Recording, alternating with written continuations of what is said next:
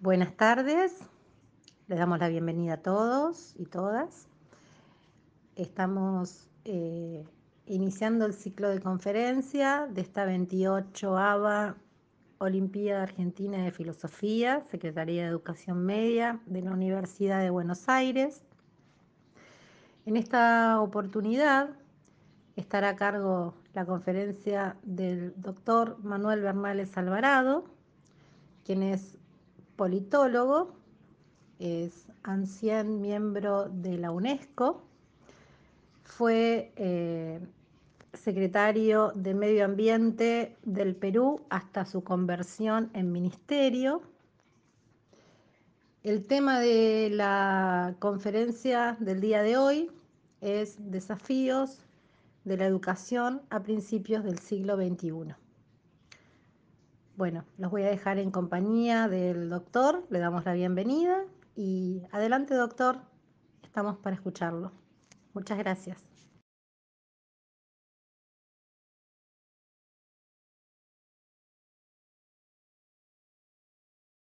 Las cosas, las palabras para designar, en este caso, a las personas, no las cosas. Bien, dicho esto, a modo de breve introducción, yo quisiera decir lo siguiente. Cuando decimos educación en cualquier idioma, educación, tenemos que remitirnos a su etimología, a lo que es, cuál es su raíz. Y esa etimología nos indica que la educación es un desenvolvimiento del ser, de como llamó la UNESCO hace muchos años, en un libro maravilloso que hoy día prácticamente no se lee, que se llama Aprender a Ser. La educación es aprender a ser. Y recurriendo a viejos pensadores del siglo XX, yo añadiría, con toda libertad, no los estoy citando textualmente, aprender a ser, a tener y a valer más. En la circunstancia actual que vivimos en el mundo actual, Perú, Argentina, Estados Unidos, el tener tiene más importancia que el ser. El aprender a tener tiene más importancia. Se tienen cosas, se consume cosas. Y el valer ha sido confundido con el precio de las cosas. De tal manera que muchas personas optan por creer que valen porque ponen precio a las cosas o porque pueden pagar un precio a las cosas. Repito entonces que la etimología nos lleva al hecho de que la educación es fundamentalmente aprender a ser, aprender a tener y aprender a valer más. Esto entonces indica que la educación no se confunde con instrucción. Yo aquí no estoy diciendo nada nuevo, solamente subrayando. Y tampoco se reduce a capacitación, tampoco se reduce a preparación para desempeños para algunas actividades. Ciertamente, una educación que no te prepara o que no prepara al ser humano para desempeñarse bien en algunas actividades es una educación, puede ser muy interesante, pero incompleta, porque para ser y para tener y para valer se necesita hacer cosas, se necesita tener buenos desempeños. Pero solo lo orientado a desempeños que se puso de moda básicamente con distintos nombres en los años 80 y 90 por el Banco Mundial para las reformas de la educación y para las grandes orientaciones de la educación, es una manera de cambiar la concepción de la educación, ya no la educación para la vida, como se dijo originalmente en la UNESCO y en la Conferencia Mundial de Phnom Penh en Tailandia. Una educación para la vida, una educación para todos, educación para todos se llamaba, y educación para la vida. Y se entiende la vida, no la vida del tener solamente, ni la vida del precio, sino la vida del ser y del valer más. La educación entonces varía según las épocas. Se acentúa un aspecto de los que hemos mencionado y en otros aspectos se acentúa otro. Y estas variaciones quiero mencionarlas en términos de enunciado de factores para que cada uno pueda darle la configuración que desee y no pedirles que consuman simplemente mi manera de relacionar estos factores. ¿Cuáles son estos factores que varían según la época? La educación y las épocas a las que están relacionadas las épocas varían por factores geofísicos y por factores históricos. Cuando hay un cambio de clima muy acentuado, se tienen que cambiar las costumbres. Y si estas variaciones, como por ejemplo ahora se habla del cambio climático, y antes era la glaciación o la sequía, y que sigue siendo glaciación y sequía, fenómenos climáticos extremos, la gente tiene que aprender a vivir y a desempeñarse, a ser, a tener y a valer más en esas condiciones geofísicas, en esos factores que son completamente ajenos a la voluntad, salvo hace 150 años en que se introduce por la industrialización y los gases de efecto invernadero, estos factores geofísicos también son factores humanos. Hoy día, debo decir, sin embargo, que hay una reacción mundial, no solamente, como se dice, por la propaganda, que yo leo bastante, la propaganda de los argentinos en esto, se atribuye el negacionismo, la recusación al proceso de calentamiento global y al cambio climático solamente en los Estados Unidos, pero esto existe en todas partes del mundo, también existe en Australia, en Indonesia, en la China, en la India, en Rusia, en distintos sitios. Y se considera que ese negacionismo es incorrecto, políticamente incorrecto, y que aceptar la evidencia es lo políticamente correcto. Cierro mi paréntesis. Hay también factores culturales de cambio. Cuando en una sociedad, por ejemplo, cuando en una sociedad antigua o actual cambia lo que es la religión y las iglesias, hay evidentemente un cambio en la educación. No es lo mismo, les voy a poner un ejemplo bien crudo, no es lo mismo una educación en una concepción religiosa de cristiandad a una educación en una concepción religiosa de disolución de la cristiandad. Es completamente distinto. No es lo mismo una educación, hablando de los católicos, en el mundo preconciliar que una educación en el mundo postconciliar.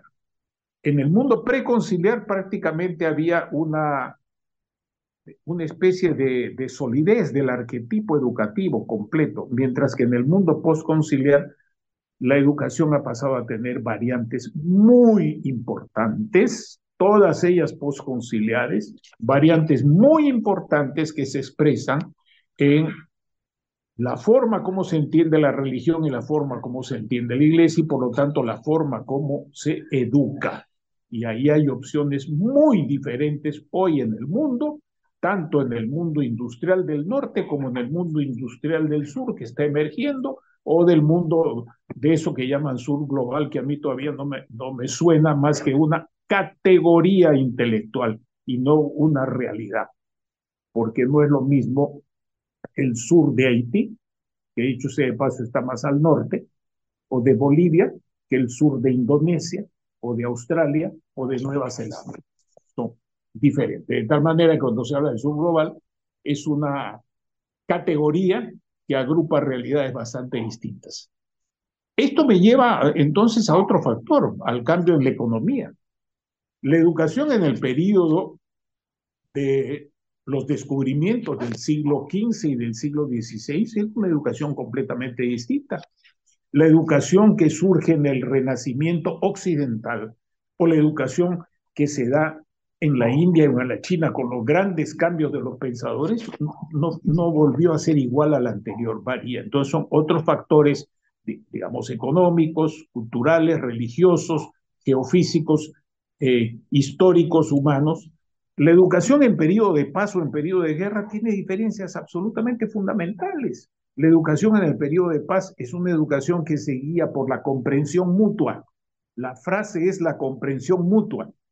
Y esta frase estimados amigos, se ha utilizado siempre, tanto en los Estados Unidos como en Rusia soviética. Y yo que he vivido toda esa época sometido o viendo la propaganda en el periodo de la Guerra Fría, lo curioso es que ambos utilizaban la misma expresión. Mientras que es ¿verdad? Una guerra fría, pero no era una guerra caliente. Mientras que en la guerra, la función fundamental de la educación es la negación del otro.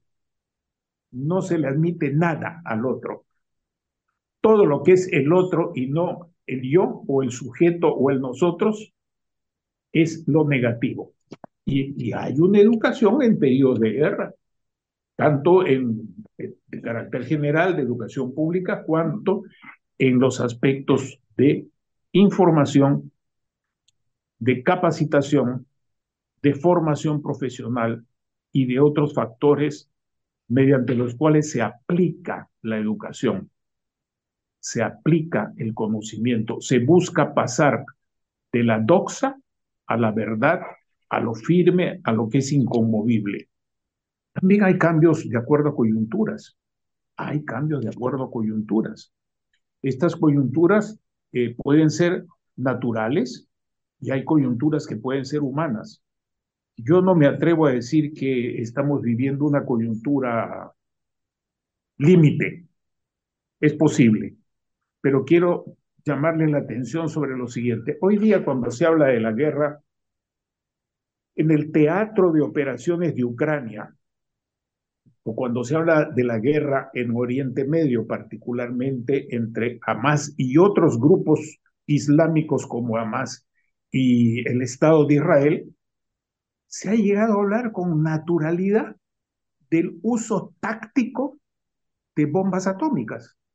Pero ¿se han dado cuenta ustedes de tamaña estupidez de pensar que hay un uso táctico de bombas atómicas, como si eso no produjese efectos que no son controlables por los seres humanos, ni rezando ni con artificios militares? Es imposible controlar. ¿Sabe por qué?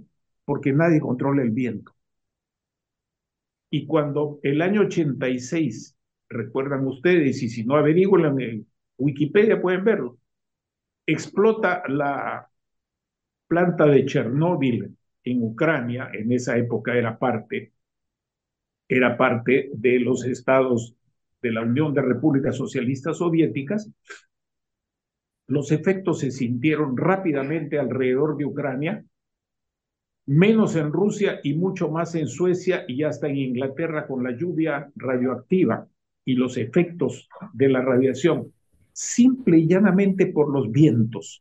De tal manera que hoy día hablar del uso táctico de bombas atómicas es realmente la cosa más irracional y más impensable del mundo, que obedece a formas de educación, a la negación del otro, obedece a formas de la educación. Educación en coyunturas, en economía, en guerra y en otras circunstancias que estoy mencionando como factores. Pero a alguien se le puede ocurrir que eso es controlable. Sin embargo, este hecho lo encuentran ustedes hoy en todas las agencias de prensa del mundo, en todas las reuniones de quienes están inmersos en esas guerras que he mencionado y en otras más. El otro factor de cambio en la educación, y el último que voy a mencionar, es el liderazgo. Cuando se dice liderazgo en el sentido sociológico, no se dice que alguien sea un ejemplo. No, no se dice eso. El liderazgo es simplemente una manera en que una persona o un conjunto de personas, no solamente individual, un conjunto de personas, ejercen una influencia de muy alto condicionamiento sobre las ideas, las creencias y el comportamiento de las personas. Entonces hay distintos tipos de liderazgo. En la literatura, que ustedes pueden consultar o con los profesores ver, hay todo un conocimiento acumulado sobre tipos de liderazgo. Liderazgos expresivos, liderazgos autoritarios, liderazgos democráticos, liderazgos que son aceptados, que tienen mucho jale, mucha atracción. Entonces hay distintos tipos de liderazgo, que puede ser de varones, de mujeres, de un grupo pequeño o de un grupo grande. El liderazgo entonces tiene algo que ver con lo que hoy día se llama influencers, o sea, influyentes, pero se le ha cambiado el nombre, se le ha tomado el nombre del inglés, porque esa es la vigencia actual, ese es el conjunto de ideas, creencias, corrientes y actitudes. El liderazgo, ustedes pueden hacer un ejercicio y hacerse la pregunta, el liderazgo de Perón en Argentina, ¿influyó o no en la educación de Argentina? ¿Influyó o no en el conjunto de ideas, creencias y actitudes de los argentinos? ¿El liderazgo de Stalin influyó o no? ¿El liderazgo de Roosevelt influyó o no? Y para otro tipo de personas, el liderazgo que aparece en la televisión de unas hermanas Kardashian, que son lo más raro que hay en esta vida, pero que uno a veces mira en la televisión cuando está haciendo zapping cansado de ver tonterías, también es un liderazgo, es una forma de influencia.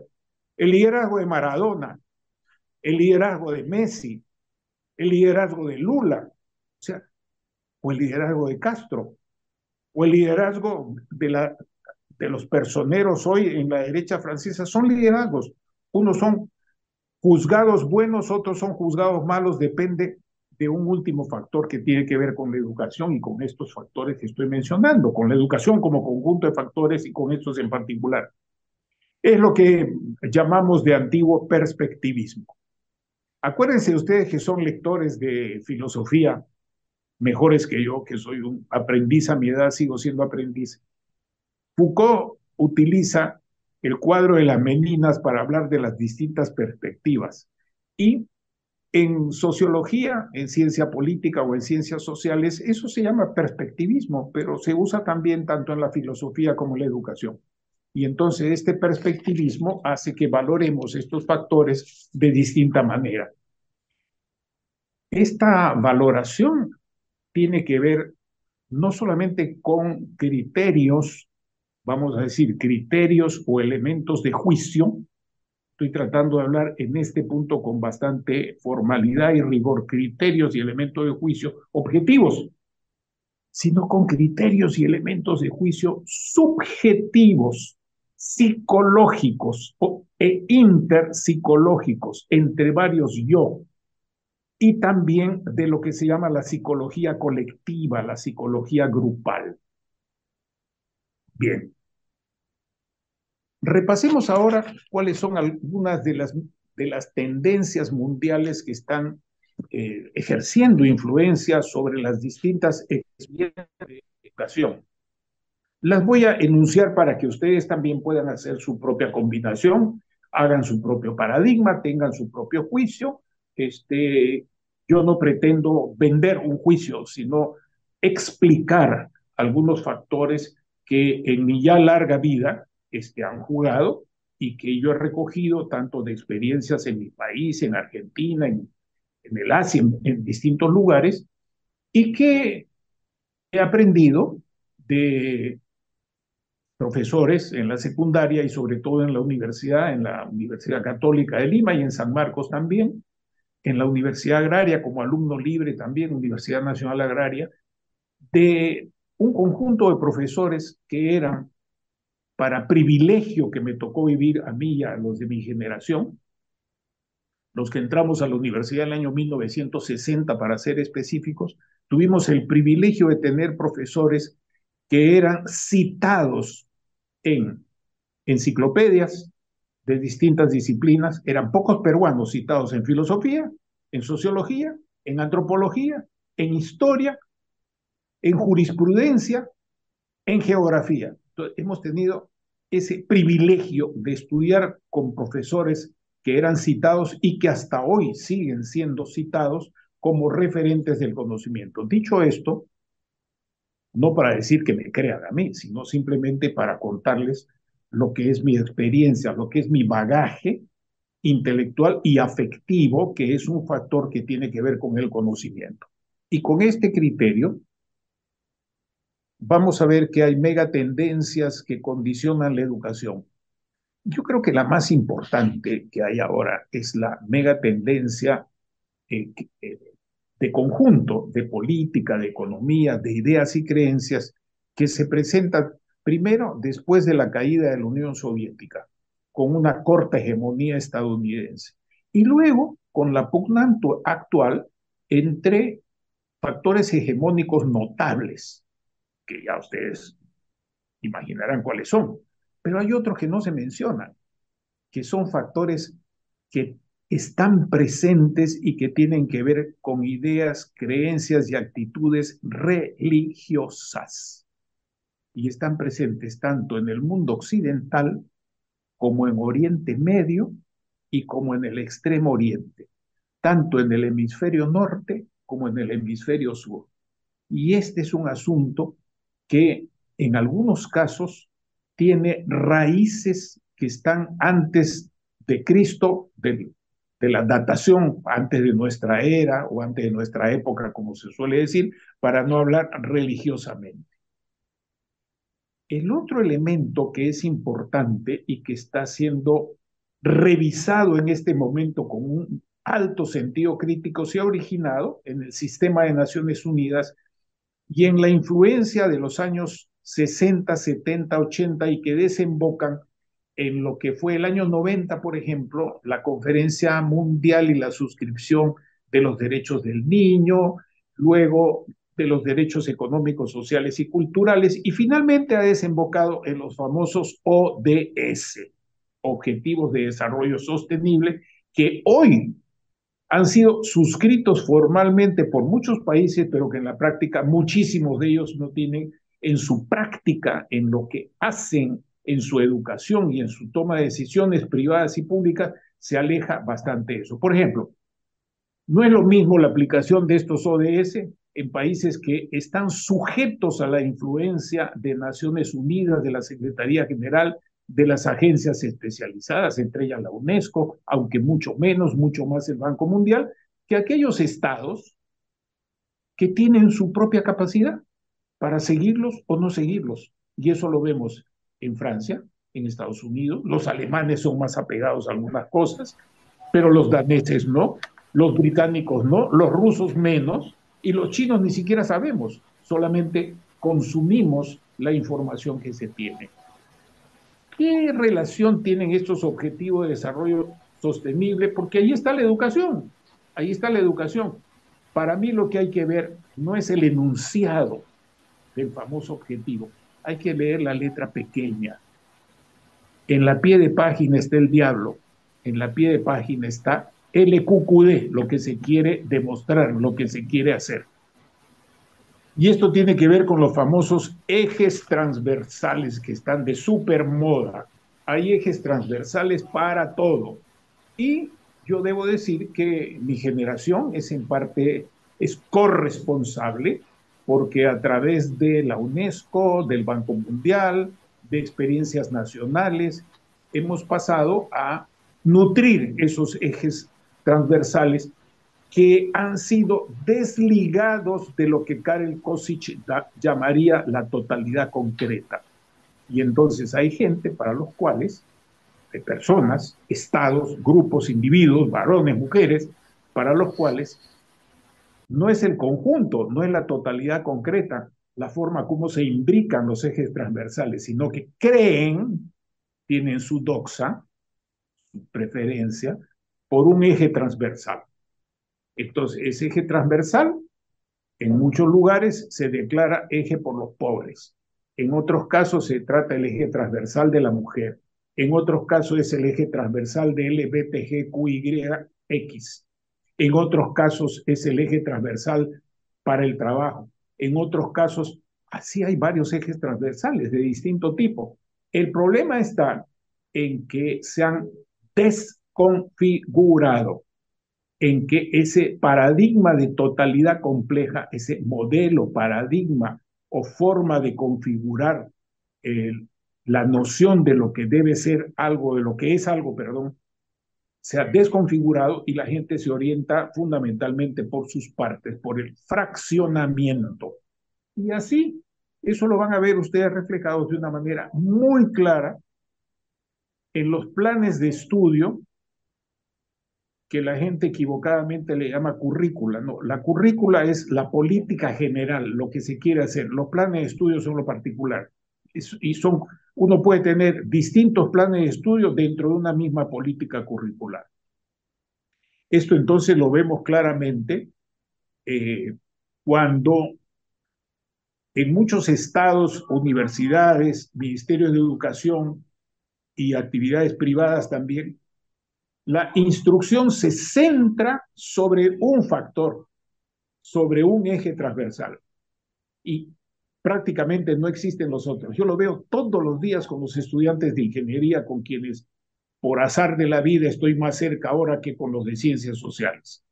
Lo mismo en capacitación, lo mismo en lo que se llama socialización. Ustedes han visto o recordarán que cuando hay reuniones dice, vamos a socializar. ¿Qué es socializar? Es hacer creer, es llevar a que la gente crea, esté de acuerdo con lo que se quiere socializar, salvo en algunas circunstancias cuando lo que se quiere socializar es la discusión. Pero eso no siempre se da, es más bien una excepción a la regla. Ahora bien, la educación entonces ha tenido todos esos cambios y hoy día yo no quiero extenderme más para no complicar demasiado y voy a tratar de sintetizar en algunos enunciados por rubros, ya que integran varios rubros. El primero es, la educación es esencialmente aprender a ser, a tener y a valer más. Segundo, este aprender a tener y a valer más no tiene un solo modelo, paradigma o expresión de totalidad completa para todo el mundo, porque el mundo es muy diverso. Sin embargo, hay cuestiones que son fundamentales dentro de esa diversidad. La educación, entonces, como dice el otro informe extraordinario de la UNESCO, que hoy día nadie lee tampoco, que lo hizo una comisión y un conjunto extraordinario de pensadores, varones, mujeres de distintos estados y experiencias, que se llama La educación encierra un tesoro. El otro planteamiento importante es el que también ha tenido toda esta trayectoria y se está revalorando hoy día merced a las guerras y a los odios, que se llama la política mundial de cultura de paz y que se materializó en un informe de la Comisión Mundial de Cultura y Desarrollo que tampoco se lee, que mucha gente no conoce, porque con el cambio que hubo a nivel mundial, en el poder mundial, a comienzos del siglo XXI, todos estos planteamientos se dejaron de lado para orientarse por ejes transversales y por capacitaciones. Pero como hoy día vivimos factores que ahorita voy a pasar a mencionar, entre ellos la guerra o las guerras, entonces sí, la gente recurre a esos elementos que le dan mayor posibilidad de aprender a ser, en primer lugar, de vivir, de sobrevivir, de aprender a ser, a tener y a valer más. Estos factores que yo quiero mencionar importantes son, primero, la juvenilización del mundo.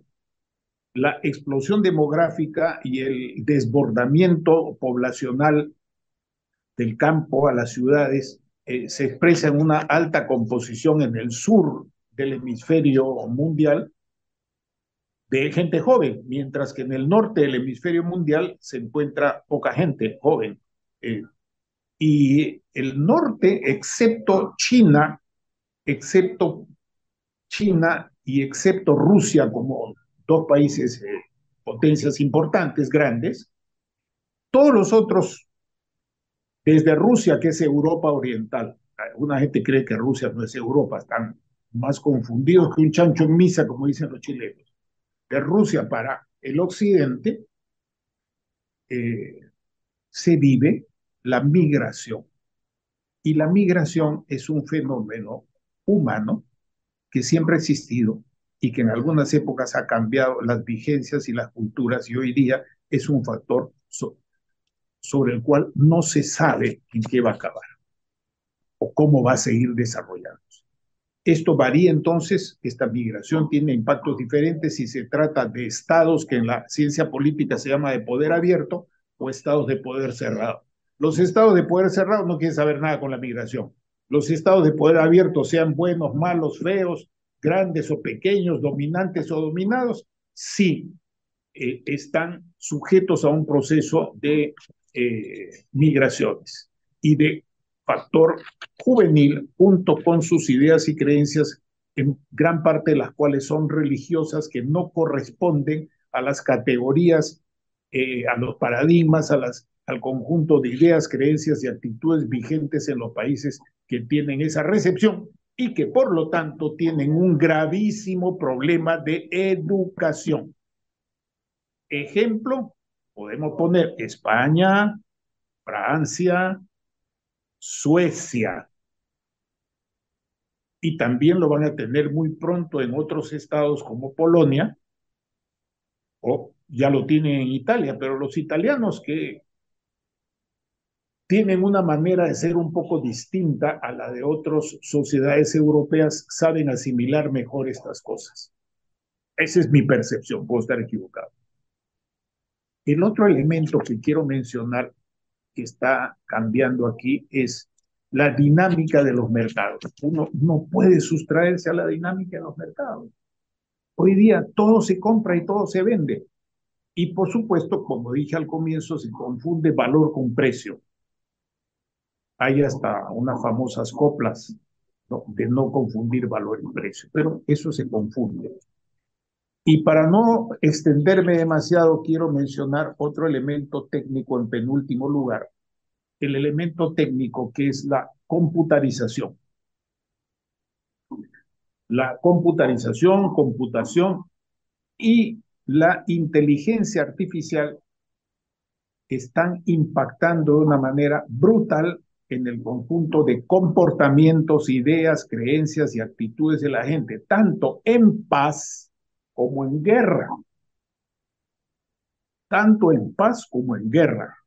Tanto en migrantes como en estados que reciben migraciones. Y hoy día, ustedes saben perfectamente mejor que yo cuáles son los problemas que hay en esta democratización o diseminación de los factores de computación, de eso que estamos usando ahora, y de la inteligencia artificial sobre la cual hay distintas opiniones. Una de esas opiniones ha sido vertida por el sacerdote jesuita, obispo de Roma, papa de la Iglesia Católica, en la reunión del Grupo de los Siete, pero creo que la gente no le ha dado mucha bola al tema, porque esperaban que se refiriera de una manera más directa a la guerra y no a este factor que ciertamente es un factor de mucha importancia, independientemente que lo haya dicho Francisco Papa o no, es un factor de una importancia total que impacta de una manera fundamental tanto a la educación como a otras actividades de la vida, tanto a los procesos de aprendizaje como a los procesos de enseñanza. Y yo creo que profundizar en estos temas, algunos de estos temas y otros que ustedes pueden en este juego de roles y de inclusión de factores dentro de una totalidad concreta, pueden visualizar, desarrollar y discutir.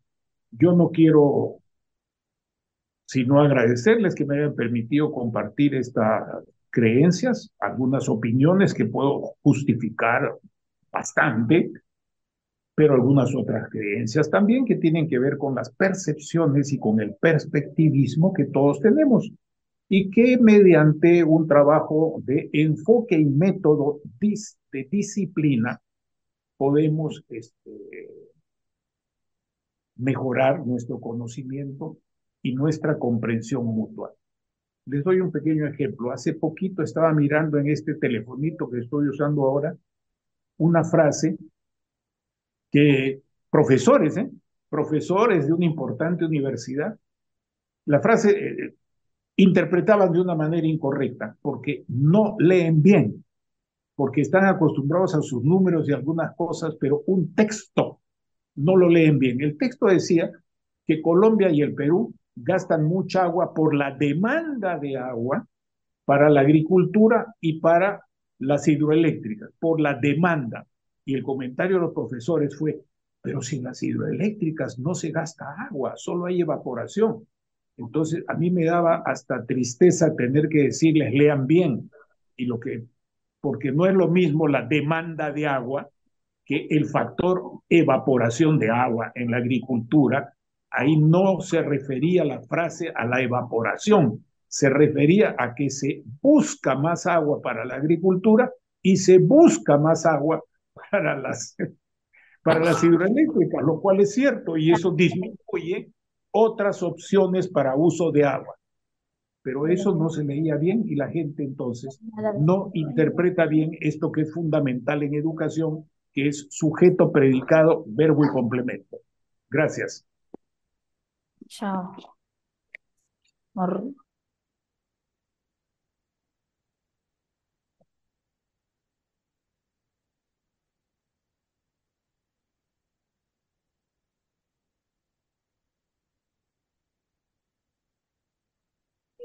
Bueno, damos pie si alguien quiere hacer alguna pregunta, algo al respecto. U opinión, Exacto.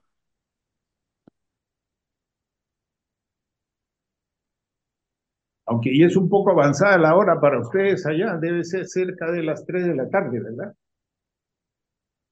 La hipoglicemia puede estar galopando. Sí, estamos cerca, estamos unos 10 minutos de las 3.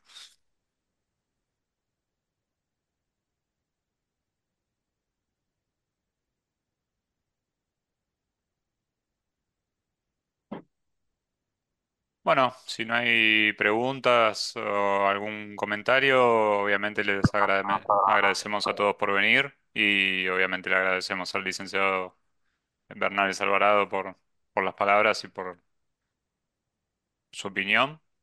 Eh, En cuanto al ciclo de conferencias, cuando esté estipulada la nueva fecha de la próxima, se lo haremos llegar por mail. Y bueno, le doy la palabra a algunos de mis compañeros de equipo si quieren hacer algún comentario. Bueno, Eh, le vamos a agradecer al doctor. Septisteme, Acá me parece que hay alguien que está escribiendo. A ver, vamos a ver qué están diciendo. A ver. Romero Lucas. Sí, Gracias. No, gracias por la oportunidad. Disculpe, no, estaban. Bueno, entonces, le vamos a. No le ando Quería saber cuáles son los ejes transversales que habla el doctor Manuel. Enuncié algunos de esos ejes transversales que están en todos los programas académicos de materias de educación, de filosofía, de desarrollo, que son los famosos ejes transversales que tienen que ver con la propiedad, con el consumo, con el sexo, con la eh, elección de conducta sexual, con el hecho de la etnia a la que se pertenezca, y así otros. Esos son los famosos ejes transversales que hablan de feminismo, que hablan de tal cosa, que hablan de... Esos son los ejes transversales. Pues, todos esos ejes forman parte de una totalidad concreta que es el ser humano en sociedad, el ser humano en sociedad, ¿no? Que antes se decía, usando el genérico de latín, de traducción latín, se decía el hombre en sociedad, quiere decir el homo sapiens, ya sea varón, mujer o de cualquier condición, en sociedad. A eso se refieren, esos ejes transversales que son lo que en otros campos se llama variables, pero que aquí están envueltos muchos de ellos en una justificación de tipo total, no digo totalitaria, sino de tipo grande, tipo de conjunto, y que cuando se imponen por decreto, por ejemplo, en la forma de escribir o de hablar, ya se convierte en una cuestión que no es democrática, que no es perspectivista, sino que es totalizadora o totalitaria.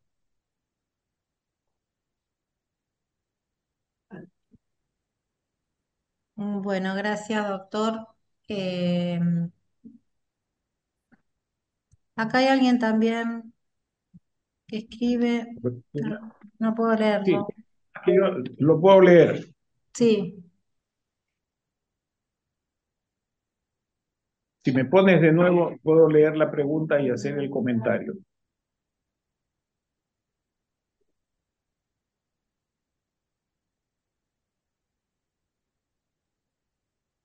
No puedo leer Bueno, porque el tengo un problema acá capitalismo no, con... sí, leí la pregunta.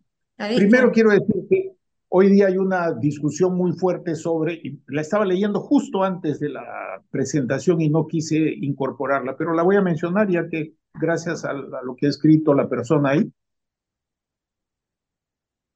leía un libro de un amigo que está jubilado en Naciones Unidas, que ha trabajado en Francia y que ha pertenecido a grupos importantes en África, grupos de liberación, grupos de izquierda, etcétera.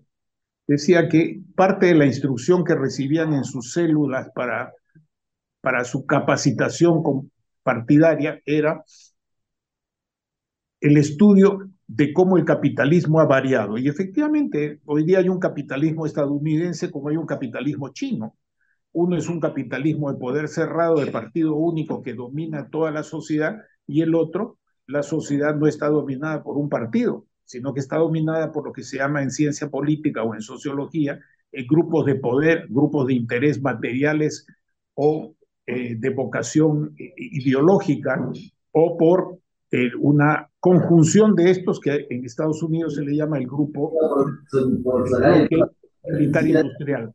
Y esto efectivamente es parte del estudio que hay hoy día en todas partes del mundo, ¿no? Con lo cual se recurre a distintos marcos teóricos.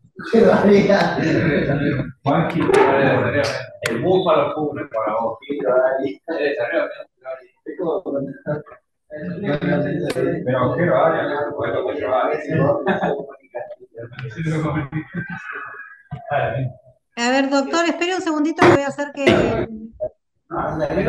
Esta es la vieja. Espere un segundito.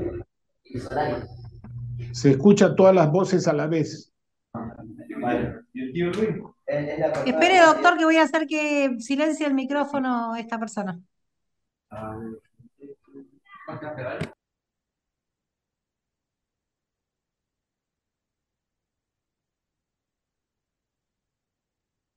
Listo. Continúe.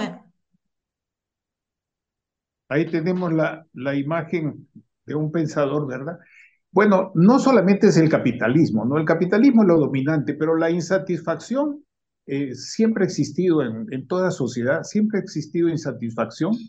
Es la búsqueda de realización, la búsqueda de ser, para otros la de tener y para los otros de tener más poder, de tener más capacidad para influir en el pensamiento y en la conducta de los otros.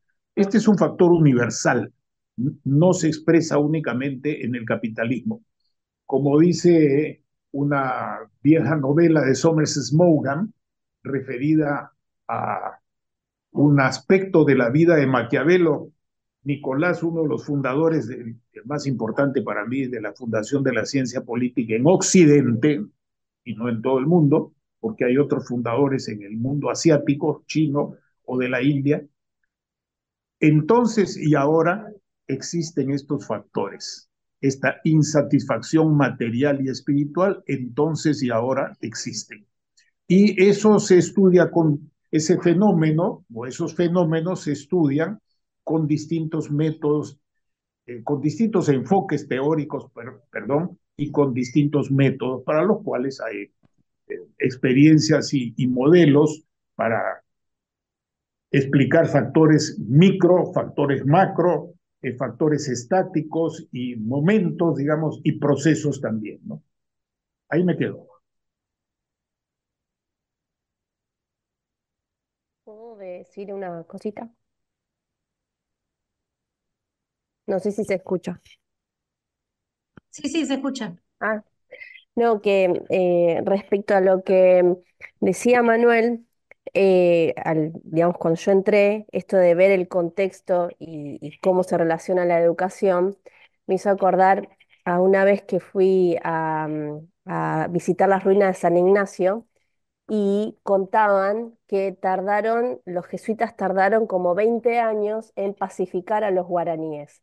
Y entonces se planteaba esta cuestión de cómo se inició esa pacificación y fue a través de la educación, que cuando pudieron llegar a un acuerdo con los caciques para que los niños puedan ser educados por los jesuitas, esa generación de 20, que pasaron 20 años, esa generación de chicos, después fueron los adultos que obviamente seguían los lineamientos de los jesuitas. Entonces, como muchas veces esto de los factores históricos, geofísicos y cambios culturales y demás, puede, digamos, verse en la educación, como planteaba él. Sí, lindo ejemplo. Mm. En parte está recogido por la película La Misión, una película que no tuvo éxito cuando se hizo y que más bien con el paso de los años ha tenido un éxito creciente. Vean la película La Misión, con grandes Sí, la vi. actores. La vi. Y aparte, cuando yo le cuestionaba al guía que había planteado otra cuestión, yo le dije, claro, ¿cómo no lo va a pacificar a la población si desde los niños, digamos, ya empezó a incorporar esas ideas, ¿no? Pero era como que no lo veía de esa manera él, sino que como lo veía como un logro de poder educar a los guaraníes y llevarle la civilización, que era como chocante el discurso de la persona, ¿no? Bueno, efectivamente, pero eso también tiene una lectura politológica sobre la cual te puedo compartir brevísimamente mi reflexión. Uno, que ese fenómeno, el modelo de las reducciones, así se llamaron, las reducciones jesuitas, surgen en el Perú. En el virreinato del Perú, en ese entonces grande, no, todavía no se había creado el virreinato del Río de la Plata, incluía teóricamente incluía también el Paraguay, que es tempranamente una capitanía general, y Chile, claramente otra capitanía general, pero todavía dentro de ese gigantesco virreinato. Y choca con los intereses del imperio del Brasil y eso está también reflejado allá. Entonces, aquí en el Perú se inventa ese modelo de reducciones en Puno, que no es el trópico húmedo que está a 3.800 metros de altura, en la provincia de Juli, J-U-L y latina. De allí, Antonio Ruiz de Montoya se lleva ese modelo al Paraguay. Ahora bien, ese modelo entra en crisis tanto por la competencia que tenía entre la expansión del imperio del Brasil hacia donde estaba el virreinato del Perú en ese entonces y las capitanías que he mencionado, particularmente la capitanía del Paraguay, entra en contradicción también ese modelo con el poder de los Borbones, con el poder, porque pasan de los Habsburgo que tenían un sistema de gobierno diferente al sistema de gobierno de los Borbones. Y entonces terminan los jesuitas por ser expulsados de todos los territorios en los cuales gobernaba la corona española. Ahora, evidentemente, y por último, ahí hay un factor que es un factor de dominación. Hablando fríamente, es un factor de dominación, de socializar en el sentido psicológico del término, no en el sentido de los manualitos, sino en el sentido psicológico de la psicología. Socializar a las personas en un conjunto de ideas, creencias, prácticas y actitudes con la justificación de que los hacía ser más, tener más y valer más. Y eso entra en conflicto. Ahora, eso tampoco ha sido un asunto absolutamente nuevo. Ustedes saben que la expansión del Islam se basa en la socialización absoluta de varones y de mujeres en el modelo de ideas y creencias que ellos tienen, e inclusive están prohibidos de estudiar otra cosa que no sea el Corán. Eso es parecido a lo que en Cuba sigue existiendo con los niños que les llaman los pioneritos, que es el modelo que tenía la Unión Soviética, China y otros más, ¿no? Pero esos modelos siempre existen, la educación siempre tiene ese reto de que sirve para aflorar las potencialidades del ser humano, pero también para la dominación.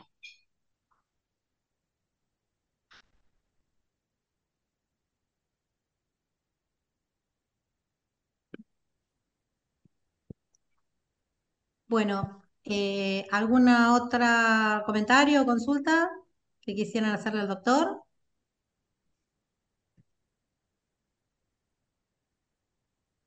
Bueno, si no tenemos, Manuel nos quedó ahora cabeza de costado. Estás medio raro, Manolo, el doctor Alvarado. Bien, Sí, ahí ahora está. está bien así. Muy bien, Ya, doctor. ok.